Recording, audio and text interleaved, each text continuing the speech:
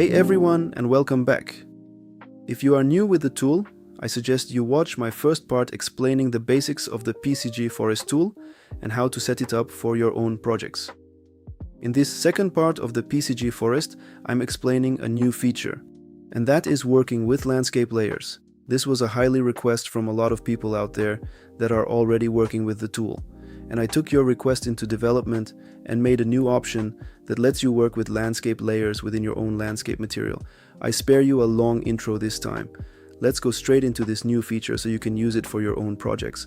Let's dive in.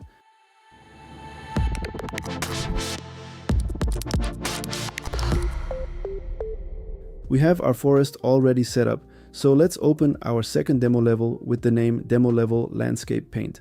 So the first thing when this is open, you are seeing the same forest blueprint like before, only with a nice painted landscape.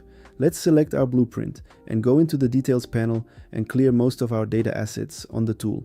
The fastest way is to use the redo icons on the right to clear your settings to default. But to give you a better view on how to work with this new option, I will make a new level with a blank landscape. Let's make a new level. I'm selecting an empty one. I'm dragging my Ultimate Dynamic Sky in to have some nice light environment. Let's go to landscape mode and make a landscape. We are going for a 15 quads landscape. We don't need a big landscape for this preview.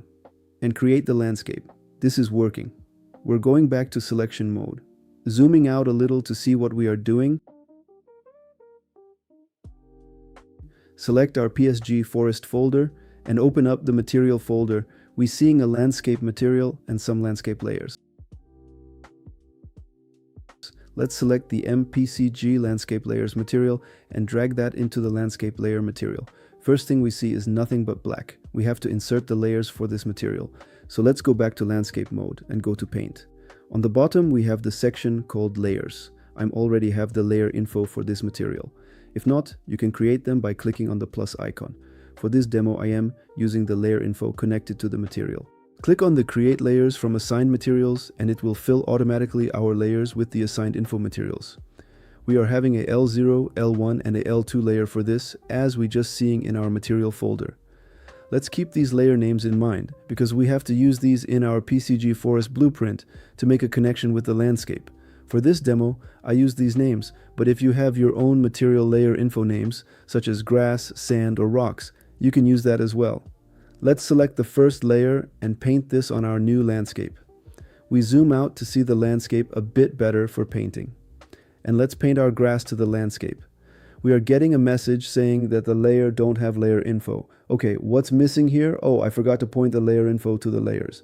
Let's go back to the layers and point our layer info to all the layer materials. Okay, now the materials have layer info to paint on a landscape. So let's go to the landscape and paint our first material. Now it's working. We paint the half of the landscape. Let's select the second layer and paint the other half.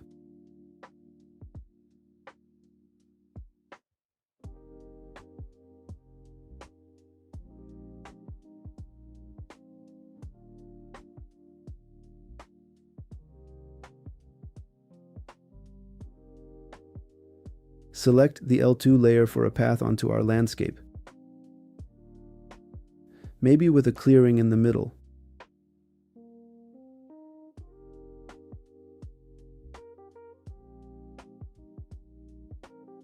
Let's go back to the first layer and paint over our path we just created. This is working well with painting on the landscape.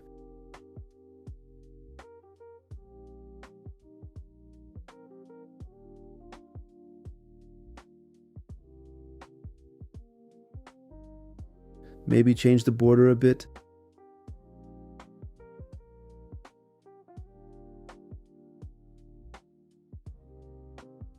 This looking great for now. And when we are done with the landscape, we're going back to selection mode. Select our PCG folder in the content browser and find our PCG Forest blueprint and drag this on our landscape. Let's go to the details panel and make it a little bigger for this preview.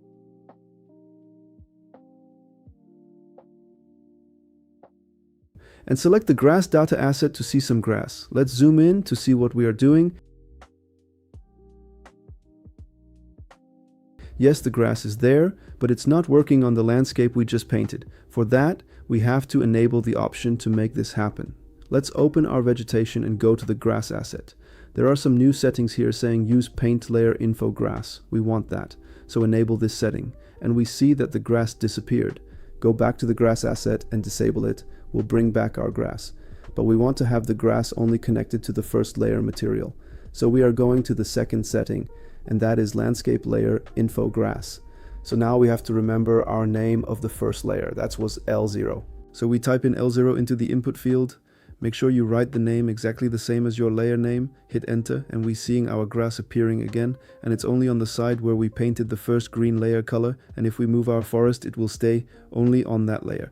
Let's move to another color and we see less grass appear.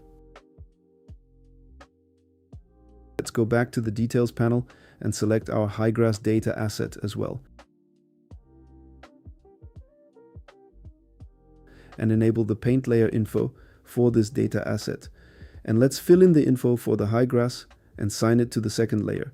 That will be L1, and just like the grass, the high grass appearing only on that layer. If you want the data asset like the grass node to be connected to any layer color, you simply enable the option and it will appear everywhere on the landscape.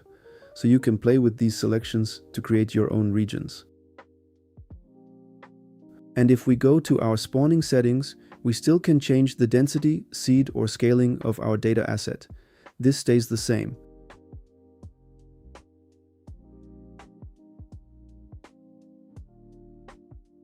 Let's go back to the vegetation and select another data asset. We're going for the flowers and enable the paint layer info for this as well. And type here also the first layer L0. You can name multiple data assets to the same layers. Let's change the density of the flowers, because I can't see them at the moment.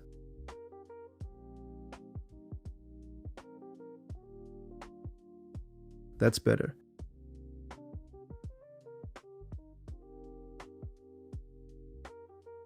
And we can fill also the trees now. Select the tree asset.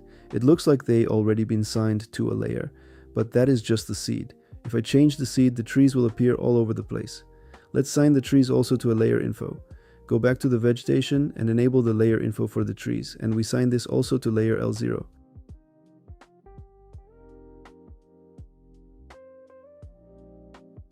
You can easily change this to another layer, like L1.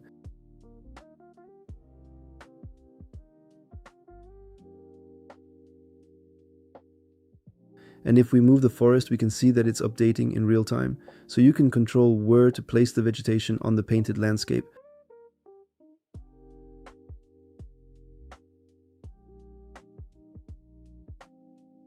But we are having a layer we didn't use yet. If we go back to the landscape mode and go to our layers, we can select the last layer and paint a nice path right through our forest. And you see that this also updates in real time in the viewport. Let's go back to the selection mode and enable our grass and assign this to the L1 layer.